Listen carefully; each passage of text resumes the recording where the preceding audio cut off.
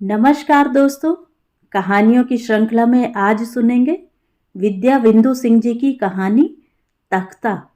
लेकिन उससे पहले मेरा आपसे विनम्र अनुरोध है कि अगर मेरे द्वारा सुनाई हुई कहानियाँ आपको अच्छी लगती हैं तो मेरे चैनल को सब्सक्राइब ज़रूर करें, लाइक करें और अपने दोस्तों और परिचितों में शेयर भी करें। बेल आइकन दबाना बिल्कुल भी ना भूलें। आज सुनिए तख्ता। पंडित राम मनोहर घर के दरवाजे पर पड़ी टूटी चारपाई पर लेटे थे।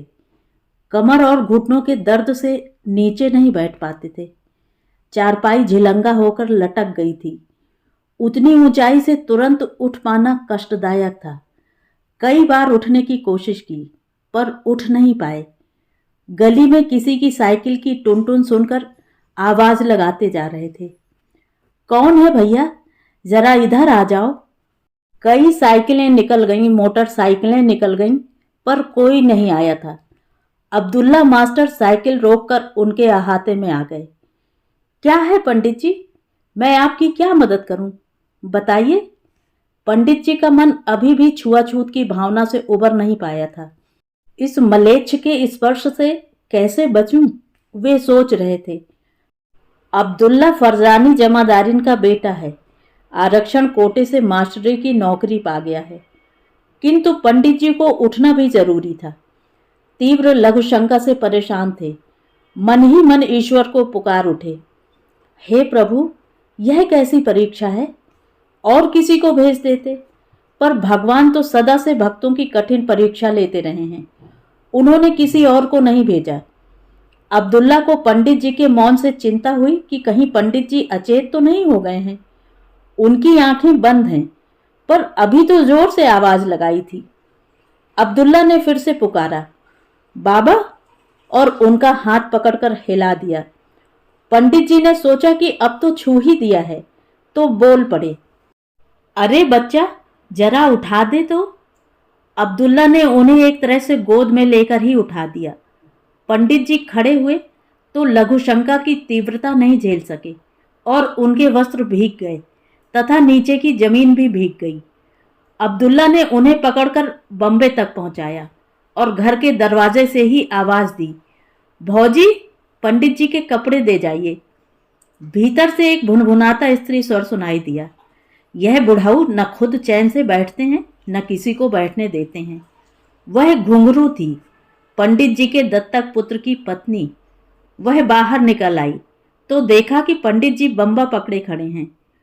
उसने अब्दुल्ला को देखा तो समझी कि इससे छू गए होंगे। तभी पंडित जी नहाने के लिए खड़े हैं। वह बोली, जाओ मास्टर जाओ, तुम कहां से आ गए? अब्दुल्ला ने कहा, भौजी, मैं तो स्कूल जा रहा था। पंडित जी ने आवाज लगाई, उठ नहीं पा रहे थे तो मैं आ गया। और भौजी, पंडित जी का तख्ता कहाँ गया? चारपाई टूटी है, उसी में धंसे पड़े थे। घुंघरू के स्वर में रोष झलक आया। मास्टर, जाओ, अपने स्कूल जाओ, अपने काम से काम रखो। दूसरों के घर का जमा खर्च जानने की जरूरत नहीं है। मास्टरी स्कूल में ही करो, सब जगह नहीं। अब्दुल्ला खिसियाया सा चल पड़ा। उसने पंडित जी की ओर देखा। वे बहुत निरीह लग रहे थे।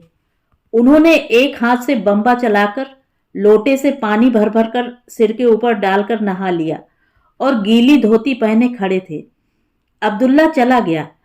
घुंघरू भीतर से मर्दानी धोती लेकर आई और पंडित जी के ऊपर फेंक कर वापस चली गई। पंडित जी ने बिना देह पोंछे ही धोती बदल ली। गमछा मांगने की हिम्मत नहीं हुई। कौन बड़बड़ाहट सुने। नहाने से पवित्रता का बोध मन को संतोष दे गया था, पर अब्दुल्ला को मदद के बदले जो अपमान झेलना पड़ा था, उससे उनका मन भर आया। पंडित जी अपने कपड़े अब खुद धोकर डालते सुखाते थे और उतार कर रखते थे। नहाने से पहले खुद ही ले लेते थे। जब पंडिताइन थी तब की बात ही और थी। वे उनका सारा काम करती थीं। पंडित जी ने धोती पछाड़ कर डाल दी। बाल्टी नहीं उठा पा रहे थे तो लोटा से ला लाकर लघु शंका से भीगी जमीन पर पानी डाल दिया और खड़े होकर पूजा करने लगे। गनीमत थी कि चारपाई पर बिस्तर नहीं था, नहीं तो उसे भी धोना पड़ता। उन्होंने चारपाई पर भी पानी डालकर शुद्ध करने का संतोष कर लिया। तख्त के बिना उनको पूजा करने में भी कठिनाई हो रही थी। उसी पर बैठकर पूजा करते थे। उन्होंने खड़े खड़े ही माला जप ली।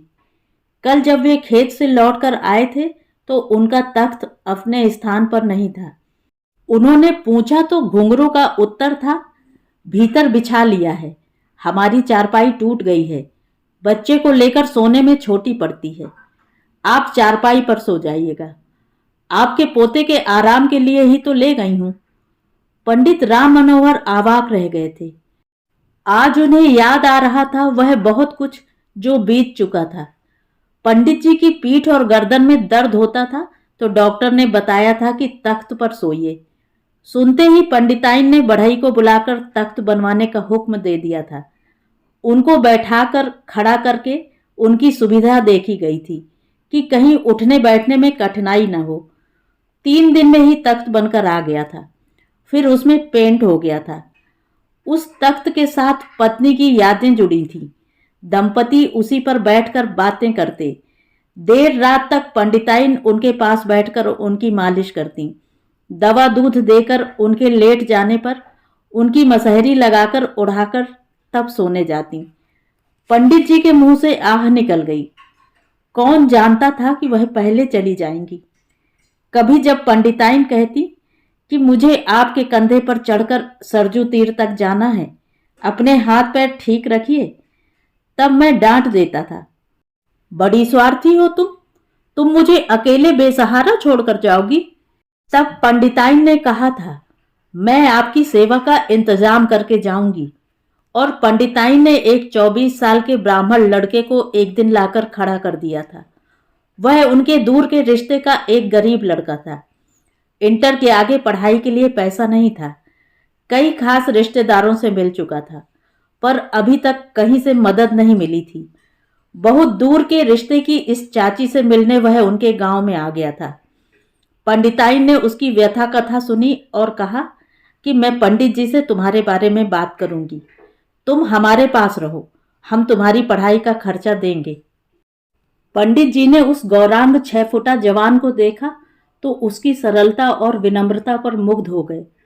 वह उनके पांव छूने के लिए साष्टांग दंडवत की मुद्रा में धरती पर पसर गया था। पंडित जी ने उसे उठाया तो उसकी आंखों में आंसू झिलमिला उठे थे। आज भगवान ने दिया होता तो अपनी औलाद भी इतनी बड़ी होती। उन्होंने उसे आशीर्वाद देकर पूछा था, क्या नाम है बच्चा, कहाँ घर है। पंडिताइन ने उसका नाम मनोज और पूरा परिचय दूर की रिश्तेदारी के रिश्तेदार के रूप में गांव जिला सहित बता दिया और ऐलान भी कर दिया कि हमने इसे वचन दे दिया है, यह यहीं रहेगा हमारे बच्चे की तरह। पंडित जी मुस्कुरा उठे थे। ठीक है गौरा पार्वती जी, आपके फैसले के आगे कभी न शंकर जी ने नानुकुर किया और न मैंने ही। जो आप ठीक समझे करें, लेकिन इसके माता पिता की मंजूरी तो लेनी ही पड़ेगी। कल को कोई यह ना कहे कि हमारे लड़के को बहला फुसला कर रख लिया है। जमाना तो देख ही रही हो। अब पंडिताइन ने सिर हिलाते हुए हामी भरकर कहा था, हाँ यह बात तो सही कह रहे हैं पंडित जी। पंडिताइन ने मनोज से पूछा, बेटा तुम्हारी क्या इच्छा है, क्या तुम हमारी औलाद बनकर हमारे साथ रहना चाहते हो। हम तुम्हें वैसे भी पढ़ाई का खर्चा दे सकते हैं, लेकिन यदि तुम चाहो तो हमेशा के लिए हमारे बन सकते हो। जैसा कि तुमने बताया कि तुम्हारे कई भाई बहन हैं और सबकी परवरिश और पढ़ाई लिखाई के लिए तुम्हारे माता पिता परेशान हैं। मनोज ने कहा, आप जो कहेंगे वे लोग जरूर मानेंगे, ऐसा मेरा विश्वास है। पंडित जी ने पत्नी से कहा, बहुत जल्दबाजी न करो, इतना बड़ा फैसला सोच समझकर लेना पड़ेगा। हमारे बहुत से रिश्तेदार इस बात से नाखुश भी होंगे, यह भी सोच लो, क्योंकि हमारे पास कई लोगों के कई तरह के संदेश दूसरों की मार्फत मिल चुके हैं। यह बात और है कि हमें ही अभी कोई ऐसा बच्चा नहीं मिला जो पढ़ने लिखने की लगन वाला हो, परिश्रमी हो। मनोज में हमें इसके सफल भविष्य के लक्षण दिख रहे हैं। कोई अमल और लत भी नहीं दिख रही है। लड़का होनहार है। ऐसे होनहार की मदद करना पुण्य का कार्य है। 15 दिन तक पंडित जी ने मनोज को अपनी कसौटी पर कसा और खरा पाया। वह सुबह 4 बजे उठकर नित्य कर्म से निवृत्त होकर पंडित जी के स्नान और पूजा पाठ का प्रबंध करता, फिर अलमारी में रखे हुए ग्रंथों को पढ़ता। पूजा घर से लेकर बैठक में रखी पोथियों को उसने व्यवस्थित करके नया रूप दे दिया था। मनोज ने उस दंपति का मन जीत लिया था अपने सरल, हंसमुख, परिश्रमी स्वभाव से। नौकरों आदि के साथ भी उसका मृदु व्यवहार और सहयोग भाव था। सभी उससे प्रसन्न थे। फिर उस लड़के के माता पिता को बात करने के लिए बुलाने हेतु मनोज को भाड़ा किराया देकर भेज दिया गया। चौथे दिन मनोज के माता पिता बेटे के साथ आ गए। परिचय होने और आओ भगत के बाद पंडित जी ने उनसे पूछा, हम आपके बेटे को अपना बनाना चाहते हैं, आपको कोई आपत्ति तो नहीं? हम कानूनी तौर पर गोद लेकर मनोज को अपना वारिस बनाएंगे, लेकिन आपकी मंजूरी होने के बाद। उन्होंने पंडित जी का घर द्वार देखा, चाक चौबंद खेती बाड़ी देखी तो खुश हो गए। लड़का पढ़ लिख जाएगा, भले लोगों के साथ रहकर अच्छा इंसान बनेगा तो बुराई क्या है? इतने बड़े आदमी हमारा एहसान मानेंगे और हमारे सुख दुख में साथ निभाएंगे। हमारी दोनों बेटियों की शादी में भी मदद कर देंगे तो अच्छा घर बार मिल जाएगा। एक लड़के की जिंदगी बन गई तो वह बाकी भाई बहनों की भी जिंदगी बना देगा। सभी खुशी खुशी सहमत हो गए। वकील को बुलाकर गोदनामा तैयार कराया गया और कानूनी तौर पर मनोज पंडित राम मनोहर और पार्वती देवी का पुत्र बन गया। चुपचाप गोद लेने की कानूनी कार्रवाई के बाद पंडित जी ने सत्यनारायण की कथा सुनी। भाई बिरादरी, नाते रिश्तेदारों को भोज में आमंत्रित किया। काफी लोग भोज में शामिल हुए। सभी जानना चाहते थे कि यह लड़का किस कुल जाति का है, किसका है। कुछ लोगों ने व्यंग भी किया कि पंडित जी को अपने कुल खानदान में कोई नहीं मिला, जाने कहां से इस लड़के को पकड़ लाए हैं। मनोज सुशील, परिश्रमी और लगनशील था ही, पढ़ाई के साथ साथ नए माता पिता की श्रद्धापूर्वक सेवा भी करता रहा। प्रथम श्रेणी में स्नातक परीक्षा उत्तीर्ण की, फिर नौकरी के रिक्त पदों पर आवेदन करने लगा। एमए की परीक्षा की तैयारी भी साथ में कर रहा था। लेकिन नौकरी मिलना कितना कठिन है, इस कटु अनुभव ने उसके उत्साह पर पानी फेरना शुरू कर दिया। आरक्षण के माध्यम से अपने फिसड्डी सहपाठियों को ऊंची सीढ़ियां फलांगते ऊपर पहुंचते देखा तो उसे कटु अनुभव हुआ। पंडित दंपति उसे गीता का मर्म समझाकर धीरज देते। चिंता ना करो बेटा, तुम अपना कर्तव्य करो। नौकरी नहीं मिली तो भी फिक्र ना करो, अपनी खेती बाड़ी संभालना। गांव में कहीं मास्टरी तो मिल ही जाएगी। मनोज पीसीएस, आईएएस, आईपीएस की प्रतियोगिताओं के फॉर्म भी भरता रहा तथा अन्य सरकारी नौकरियों के लिए भी अखबारों में पढ़ पढ़कर आवेदन करता रहा। उसके नए माता पिता इन सब पर आने वाले खर्च देने में कोई कोताही नहीं करते थे। जहां भी पता लगता, अपने सपनों की उड़ान को पूरा करने का प्रयास मनोज कर रहा था। लेकिन एमए कर लेने के बाद नौकरी न मिलने पर हताश होकर पंडित जी की सलाह मानकर प्राइमरी स्कूल की मास्टरी के लिए भी फॉर्म भरने लगा। एक बार उसका चयन प्राइमरी अध्यापक के रूप में पड़ोस के गांव के एक स्कूल में हो गया। पंडित राम मनोहर और पार्वती जी बहुत प्रसन्न हुए। चलो, अब तो लड़का घर पर ही रहेगा, खेती बाड़ी भी देख लेगा। बुजुर्गों ने कहा भी है कि उत्तम खेती मध्यम बान, निषिद्ध चाकरी भीख निदान। यहां तो मनोज चाकरी में भी गुरु का पद पा गया है। नई पौध का गुरु होकर बच्चों में अच्छे संस्कारों की नींव डाल सकता है। यह तो धर्म का काम है। पहली तनख्वाह मिली तो उसको पूरा का पूरा पार्वती देवी ने पूजा पाठ दान दक्षिणा में ही खर्च करा दिया। मनोज का बैंक में खाता पहले ही खुलवा दिया था। अगले महीने से उसकी तनख्वाह उसके खाते में जमा होने लगी। प्राइमरी स्कूल की तनख्वाह भी अब आकर्षक हो गई है।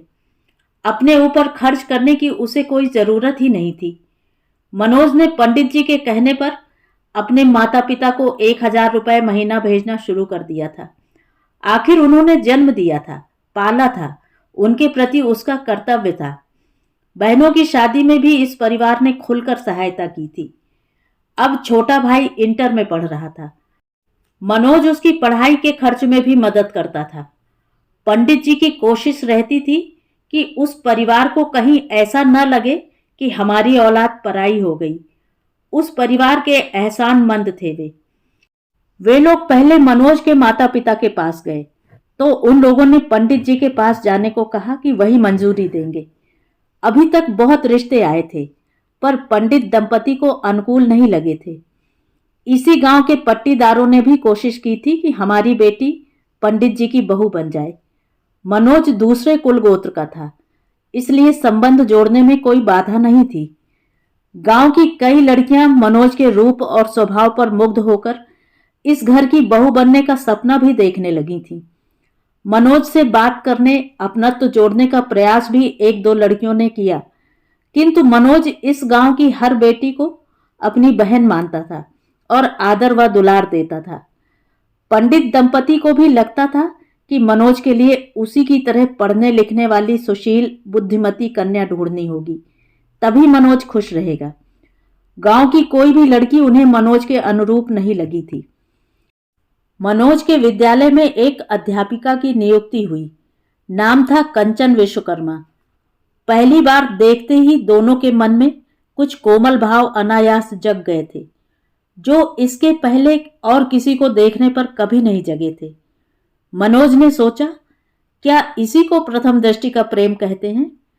किंतु फिर उसने बरबस अपने मन को नियंत्रित करने का प्रयास किया, क्योंकि वह जानता था कि जाति का बंधन इस प्रेम को स्वीकार नहीं करेगा। किंतु उसके लिए उसी स्कूल में रहकर मन को समझा पाना कठिन था। कंचन की शालीनता, सद्व्यवहार, बुद्धिमत्ता सब कुछ इतनी सराहनीय थी कि सफल जीवन संगिनी के रूप में वह बार बार मनोज के सपनों में आने लगी थी। मनोज गंभीर और उदास रहने लगा था। पार्वती मां ने अनुभव किया कि इसके लिए जीवन साथी तलाशना जरूरी हो गया है। यही उम्र है जब बच्चे सपनों में जीने लगते हैं। पंडित दंपति अब सुशील कन्या की तलाश में लग गए थे। अब मनोज के लिए वर देखा आने लगे थे। मनोज अभी शादी को तैयार नहीं था। वह अपने ऊंचे सपनों को पूरा करने के लिए अभी भी प्रयासरत था। प्राइमरी स्कूल की मास्टरी उसका लक्ष्य नहीं थी। यह नौकरी तो पंडित जी का मन रखने के लिए उसने कर ली थी। मनोज अब पंडित जी की ओर से नाते रिश्तेदारी में काज प्रयोजन पड़ने पर निमंत्रण पर जाने लगा था। एक बारात में गया तो एक कन्या के परिजनों की नजर में समा गया। उन लोगों ने पता लगाया उसके कुल खानदान का और पंडित जी के दत्तक पुत्र के रूप में उसे जानकर तो उनकी बाँछें ही खिल उठी। इस नए आए रिश्ते को हर नजर से वे ठीक पा रहे थे। लड़की का फोटो पसंद आ गया था। वह लंबी, छरहरी, सुंदर थी। इसी वर्ष बीए पास किया था। परिवार भी कुलीन था, पर आर्थिक दृष्टि से संपन्न नहीं था। किंतु पंडित जी को इससे कोई फर्क नहीं पड़ने वाला था। उन्हें कौन सा दान दहेज लेना था।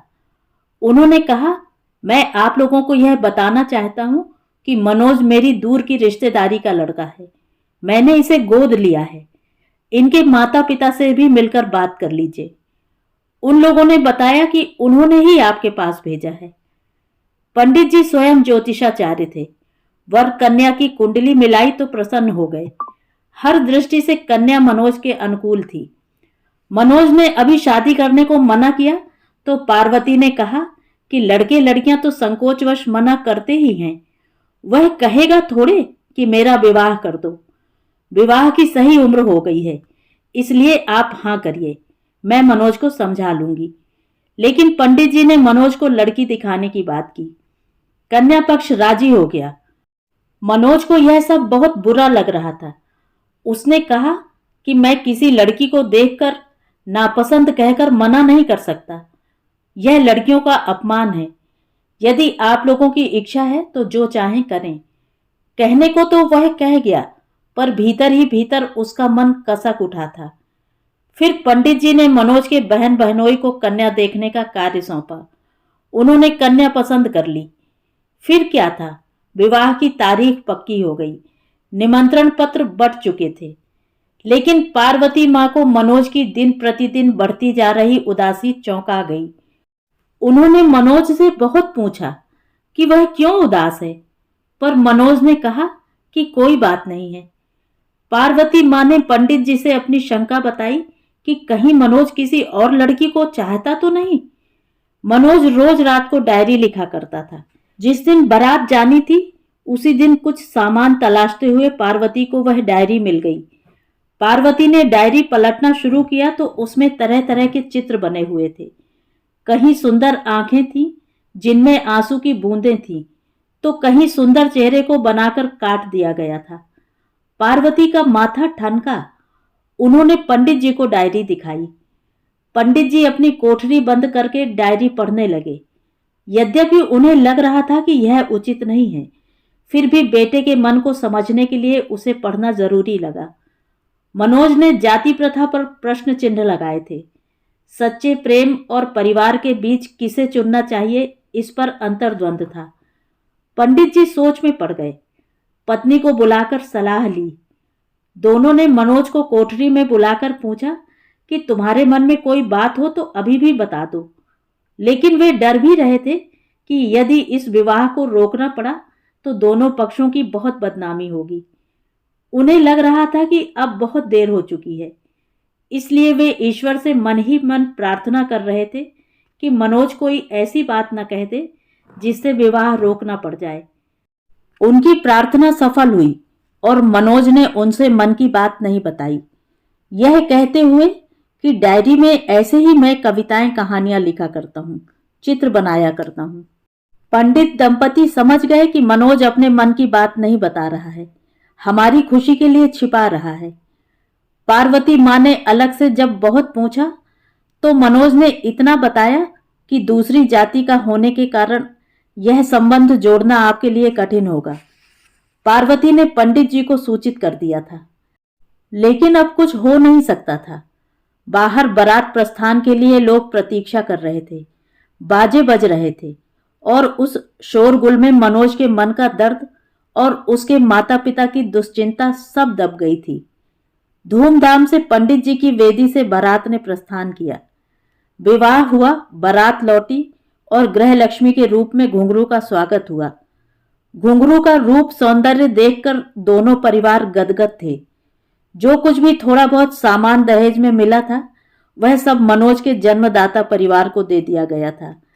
डाल भेजने और मुंह दिखाई में पंडित दंपति ने घुंघरू को गहनों से पूरा सजा दिया था। मुंह दिखाई और छुआ खवाई में रिश्तेदारों और गांव भर के लोगों से भी खूब उपहार मिले थे।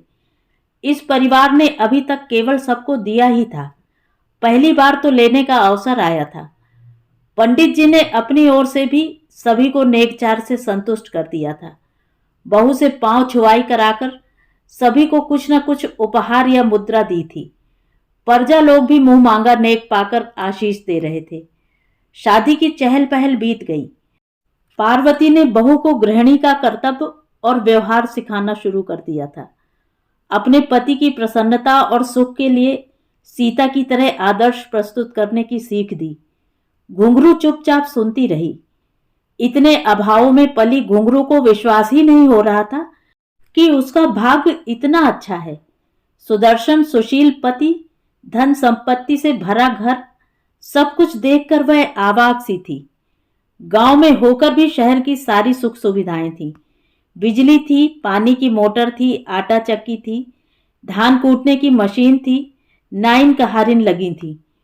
उसने बचपन से ही अपने घर गांव की स्त्रियों को दिन भर कूटते पीसते, पानी भरते, झाड़ू बुहारू करते, बर्तन मांजते देखा था। वह समझती थी कि शादी के बाद घर परिवार का काम करना और बच्चे पैदा करना पालना यही स्त्रियों की जिंदगी है। फटे पुराने कपड़े सिलते, पहनते पहनाते और पुरुषों को खिलाकर बचा कुचा खाते हुए ही स्त्रियों को उसने देखा था। यहाँ सारा बचा खुचा भोजन नाइन कहारिन ले जाती थी और जूठन पशुओं की हौदी में डाला जाता था। उसके मन में हुक उठती, इतना सारा खाना नौकरों को दिया जाता है, ऊपर से खेत भी दिया गया है, तभी तो सब लल्लो चप्पो करते रहते हैं। मनोज पत्नी के प्रति भी अपने कर्तव्य निभाता, पर अपने मन से कोई उपहार लाकर नहीं दिया था। पार्वती माँ स्वयं ही उसके लिए कुछ न कुछ मंगाती रहती थी। दिवाली पर मनोज माँ पिताजी के लिए कपड़े लाया। पार्वती माँ ने पूछा, बहू के लिए और अपने लिए क्या लाया? वह बोला, घुंघरू के पास तो इतने सारे कपड़े हैं, मेरे लिए भी शादी में बने थे। पार्वती माँ ने रुपए देकर कहा, कल अपने लिए और बहू के लिए भी कुछ ले आना। मनोज ने दूसरे दिन घुंघरू के लिए साड़ी लाकर माँ जी के हाथ में पकड़ाते हुए कहा, आप दे दीजिए।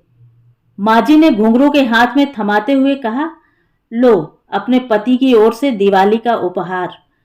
घुंघरू ने बहुत धीरे से मनोज को सुनाते हुए कहा, क्या पति को स्वयं देने में लाज लग रही है? मनोज ने इसे परिहास समझा, लेकिन उसके चेहरे की मुद्रा देखकर महसूस किया कि उसे यह बात पसंद नहीं आई। इसी प्रकार कई अवसरों पर उसने अनुभव किया कि उसकी पत्नी को मेरा माता पिता को अधिक समय देना खलता है, किंतु उसने इस बात की परवाह नहीं की। घुंघरू का स्वभाव इतनी तेजी से रंग बदलेगा, किसी को इसका अंदेशा नहीं था। मनोज बराबर प्रतियोगी परीक्षाएं और साक्षात्कार देता रहा। परीक्षाएं भी अच्छी होती, सफलता की पूरी आशा भी होती, किंतु लिखित परीक्षाओं की सफलता के आगे भी साक्षात्कार अच्छा देने के बावजूद भी नियुक्ति में बाधा हो जाती। वह जब हताश होने लगता तो राम मनोहर बाबूजी की गीता के कर्मयोग की बातें उसे फिर से जुटने की प्रेरणा देती। इसी बीच घुंघरू ने एक पुत्र को जन्म दिया। इस परिवार ने इतनी खुशी मनाई, इतने पूजन अनुष्ठान किए, प्रीति भोज का आयोजन किया कि लोग अभी तक चर्चा करते हैं। पार्वती ने किसी भी नाते रिश्तेदार को आमंत्रण से वंचित नहीं किया था। इसी बीच मनोज को एक बंद लिफाफा मिला, जिसमें उसकी नियुक्ति रेल विभाग में स्टेशन मास्टर के पद पर हो गई थी। नियुक्ति से पहले उसे ट्रेनिंग पर बुलाया गया था। पंडित जी मनोज को बाहर भेजने में ऊहापोह कर रहे थे, किंतु पार्वती ने समझाया कि बेटे की इच्छा जो हो उसे करने दो। मनोज भी जाने के लिए उत्सुक था। उसे भ्रमण का और तमाम लोगों से मिलने का बहुत शौक था। घुंघरू भी चाहती थी कि शहर में जाए, खूब घूमे फिरे और अपने परिवार के साथ स्वतंत्र रहे। मनोज ट्रेनिंग पर चला गया। इस बीच पार्वती को तेज बुखार आया और 3 दिन के अंदर ही उनका स्वर्गवास हो गया। डॉक्टरों ने बताया कि इन्हें मस्तिष्क ज्वर हुआ था। मनोज को खबर हुई, वह आया तो केवल अंतिम दर्शन कर सका। पंडित जी ने मनोज के साथ कंधा देकर पार्वती को अंतिम यात्रा के लिए विदा किया, स्वयं मुखाग्नि दी और उन्हें लगा कि संसार समाप्त हो गया है। वह सोच रहे थे कि अब जीना दुर्वह होगा। पार्वती ने तो अपना वादा पूरा कर दिया था, एक बेटा बहू और मन लगाने के लिए एक पोता देकर स्वयं विदा हो गई थी। पार्वती थी तो पंडित जी घर के कामों से निश्चिंत थे। खेती बाड़ी के कामों में भी पार्वती ही अधिक सक्रिय थी। नौकर चाकर, मजदूर, हलवाहे, चरवाहे सबकी चिंता करते हुए सबको अनुशासन के घेरे में रखती थी। हर काम बेहतर तरीके से चल रहा था, किंतु पार्वती के जाते ही उनके पास सबकी शिकायतें आने लगीं। किसी को खाना दाना पानी समय से नहीं मिल रहा था तो किसी को अच्छा व्यवहार। वे सुनते और चुप रह जाते। स्वयं किससे कहते? उन्हें भी न समय पर जलपान मिलता न खाना। कहारिन खाना बनाकर रख जाती थी, केवल परोस कर खिलाने की जहमत भी घुंघरू नहीं उठाना चाहती थी। जब मनोज आता तो घुंघरू का व्यवहार कुछ और हो जाता। मनोज भी संतुष्ट होकर जाता कि पत्नी बाबूजी की सेवा कर रही है। मनोज ने कहा, बाबूजी, अम्मा के न रहने से घुंघरू को बच्चे को संभालने में परेशानी हो रही है। वह आपकी भी देखभाल ठीक से नहीं कर पाती, इसलिए अपनी माँ को बुलाना चाहती है। मनोज चला गया और एक दिन घुंघरू की माँ आ गई। घुंघरू जब आई तो वह बहुत धीरे धीरे बोलती थी, लेकिन उसकी आवाज दिन प्रतिदिन तेज होती गई। पार्वती माँ के जाने के बाद तो वह इस घर की एक छत्र स्वामिनी हो गई थी। मनोज की ट्रेनिंग तो पास के ही नगर में थी, लेकिन नियुक्ति मुगल सराय स्टेशन पर हुई। घर से दूर होने के कारण अब मनोज का आना महीने बाद ही हो पाता था। पंडित जी के लिए चाय में दूध की मात्रा नगण्य होती जा रही थी। रात को 1 गिलास दूध अदरक डालकर पीते थे, वह भी बंद हो गया। कहारिन से कहलाया गया कि दूध बच्चे के लिए और बच्चे की माँ के लिए ही कम पड़ रहा है। कहारिन ने ही धीरे से बताया, पंडित जी मैं क्या कहूँ, पहले दूध में ही चाय बनती है और बहू जी की माता जी अपने और बेटी के लिए निकालकर उसके बाद उसी में पानी डालकर बनाती हैं, जो आपके लिए और हम नौकरों के लिए होती है। बाबूजी, यह अंधेर मुझसे नहीं देखा जाता। अम्मा जी के जाते ही यह सब क्या हो गया? हम लोगों की कोई बात नहीं, लेकिन आपके लिए, कहकर वह फपक पड़ी थी। पंडित जी चुप रहे। उन्होंने कहारिन से भी चुप रहने को कहा। गांव घर में किसी से इसकी चर्चा मत करना, इसमें हमारी ही बदनामी है। मनोज को भी यह बात पता नहीं चलनी चाहिए, नहीं तो उसका घर टूट जाएगा और मन भी। जब से पंडित जी ने मनोज को गोद लिया, तब से अपने भाई बिरादरी के लोग नाराज हो गए थे। क्या अपने खानदान में बच्चे ही नहीं थे, या हम लोग इस लायक नहीं थे? घुंघरू की मां के आने के बाद घुंघरू के व्यवहार की खबरें पूरे गांव में ही नहीं, सारी रिश्तेदारी में प्रचारित हो गई थीं। सुबास धीरे धीरे फैलती है और बहुत दूर नहीं जाती, लेकिन दुर्गंध बहुत तेजी से दूर दूर तक फैल जाती है। नाते रिश्तेदारों और बिरादरी वालों को इस समाचार से खुशी मिली और वे नमक मिर्च लगाकर इसे प्रचारित करने में लग गए। इधर पंडित जी पत्नी वियोग की चोट से आहत थे ही, खाने पीने की भी असुविधा हुई तो कमजोर होते जा रहे थे। लोग आ आकर तरह तरह की बातें सुनाकर उनकी शांति और भंग करने लगे। कोई कहता, अरे पंडित जी, अपना खून अपना ही होता है, परायों के लिए आप जान भी दे दीजिए, लेकिन वे एहसान नहीं मानेंगे। क्या नहीं किया आपने मनोज के लिए? क्या उसे आपका दुख दर्द समझने की जरूरत नहीं है? कोई कहता, पंडित जी, शादी ब्याह अपने से बराबर वालों में करना चाहिए। कितने रिश्ते आए, हमने भी कितने रिश्ते भेजे, किंतु आपको नहीं पसंद आए। खैर, जो लिखा होता है वही मिलता है। जब कोई दया दिखाता या पंडित जी की तकदीर पर तरस खाता तो उन्हें और पीड़ा होती। पूरे गांव में अधिकांश घर ब्राह्मणों के थे, बाकी एक एक घर नाई, कहार, बारी और 2 घर हरिजनों के थे और एक घर जमादार का था। गांव का नाम ही था बामनपुरवा। ब्राह्मण परिवार लगभग सभी नाखुश थे, बाकी सभी परजापौनी के नाम से जाने जाते थे। परजापौनी घरों के सभी लोग इस घर से अभी तक बहुत पाते रहे। अब मिलना कम हुआ तो दूसरे घरों से उन्हें फुसलाया जाने लगा और वे धीरे धीरे दूसरे घरों में लगने लगे। एक कहारिन और फरजानी जमादारिन का बेटा अब्दुल्ला ही पंडित जी की व्यथा को समझते हुए उनके प्रति चिंता करते थे। वे देखते थे कि आए दिन घुंघरू के मायके वाले आते और जाने क्या क्या ढो ढो कर ले जाते। घुंघरू ने अपने भाई सुंदर को भी यह कहकर बुला लिया था कि खेती बाड़ी का काम वह संभालेगा।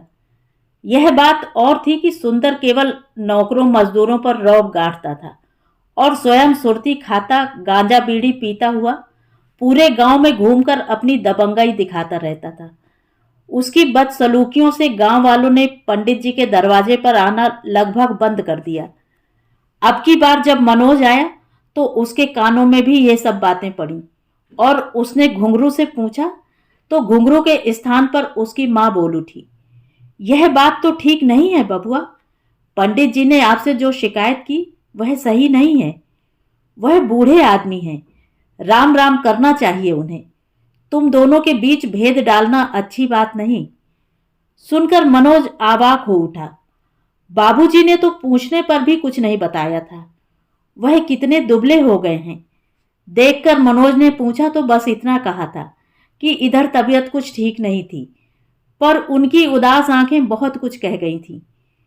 ऐसे बाबूजी के लिए यह आरोप वह सहन नहीं कर पाया था और उसने साफ कह दिया था कि सुंदर को वापस भेज दीजिए, यहाँ का काम मैं किसी और से करा लूंगा। इतना सुनते ही माँ बेटी नाराज हो उठी थी और मनोज के जाने के बाद पंडित जी की रोटियां और कड़ी हो गई थीं। सब्जी दाल की कटोरियां और खाली होने लगी थीं।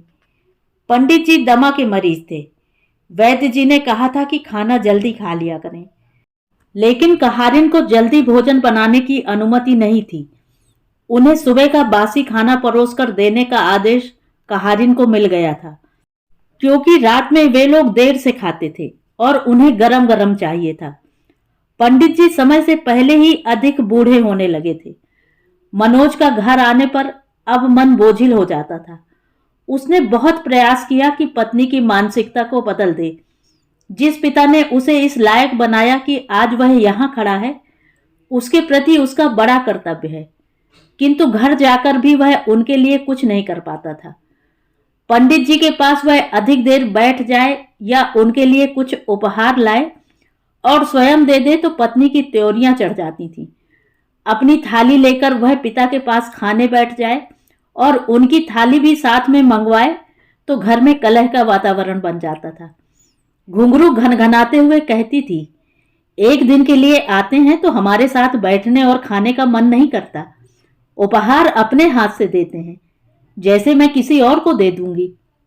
मनोज चुपचाप सुन लेता था। उसे पता चल गया था कि बाबूजी के लिए जो ऊनी चादर वह पिछली बार दे गया था, वह उन्हें नहीं मिली थी। उसका मन पत्नी और उसके परिवार की मानसिकता से क्षुब्ध हो जाता था। इस घर के सारे वैभव का सुख उठाने वाले लोग इस घर के स्वामी को इस तरह दुख दे रहे हैं और मैं कुछ नहीं कर पा रहा हूं। मैं इतना विवश इसलिए हो गया हूं कि बाबूजी की और उनके कुल की प्रतिष्ठा का प्रश्न है।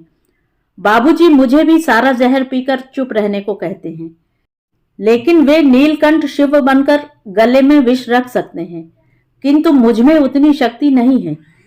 उसके मन में आया कि पंडित जी को अपने साथ शहर ले जाकर रखूं, लेकिन संबंध और बिगड़ जाएंगे। घर की प्रतिष्ठा धूल में मिल जाएगी, क्योंकि पत्नी से अब उसे किसी भी शालीनता की उम्मीद टूटती जा रही थी।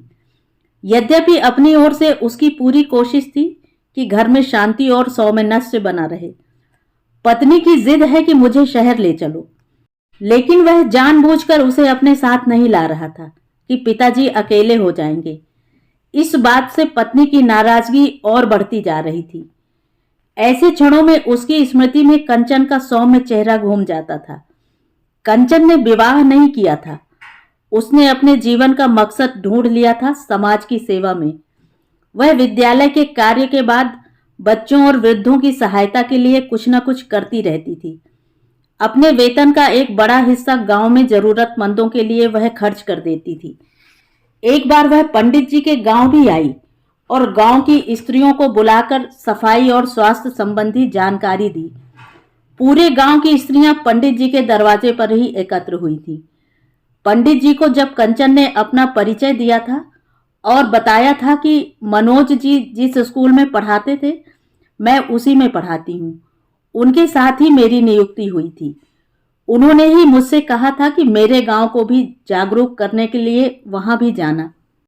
कंचन की बातें सुनते ही पंडित जी को मनोज की डायरी याद आ गई थी और उन्हें लगा कि यह वही कन्या है जो मनोज के मन में बस गई थी। सचमुच जाति प्रथा के झूठे बंधन ने मेरे बेटे का अहित किया। उनका मन पछतावे से भर उठा। बिल्कुल मनोज के अनुरूप कन्या है यह कंचन। हमने इस बंधन को तोड़ने की हिम्मत नहीं दिखाई थी, पर अब पछताए होत क्या। आज के तख्त की घटना ने पंडित जी को बहुत कुछ याद दिला दिया था और सावधान भी कर दिया था। विगत स्मृतियों में खोए पंडित जी वर्तमान में लौट आए थे। अब्दुल्ला को मदद के लिए आने पर उनके मन में छुआछूत का जो विचार उठा था, उस पर वे मनन करने लगे थे। हमारे धर्म ग्रंथों ने सभी में एक आत्मा मानने का जो संदेश दिया है, उसमें छुआछूत का विकार कहां से आ गया।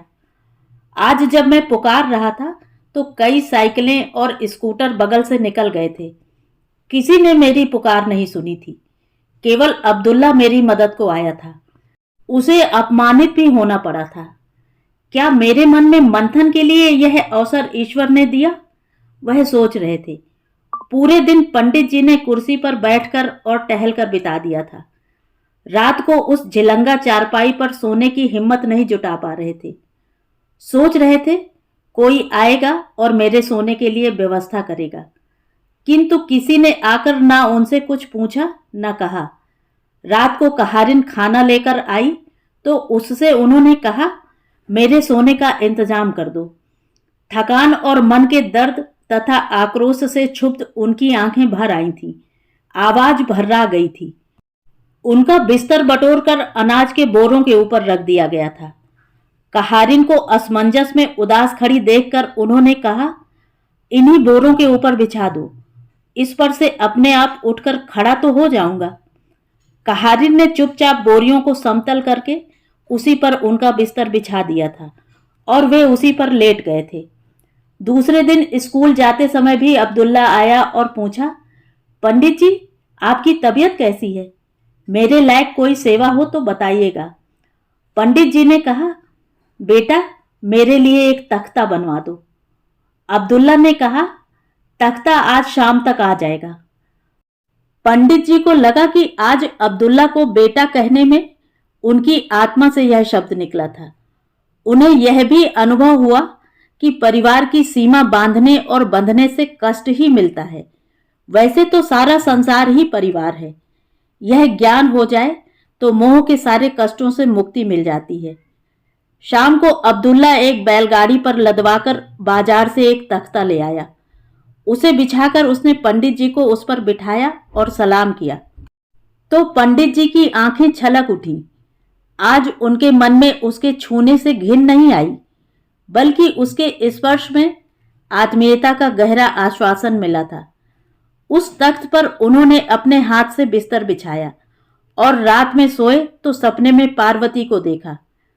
पार्वती हंसते हुए कह रही थी, चिंता ना करो, अपना काम खुद करने की कोशिश करो, अपना ख्याल खुद रखो, किसी से आशा ना करो, जब नहीं कर पाओ तो मेरे पास आ जाना।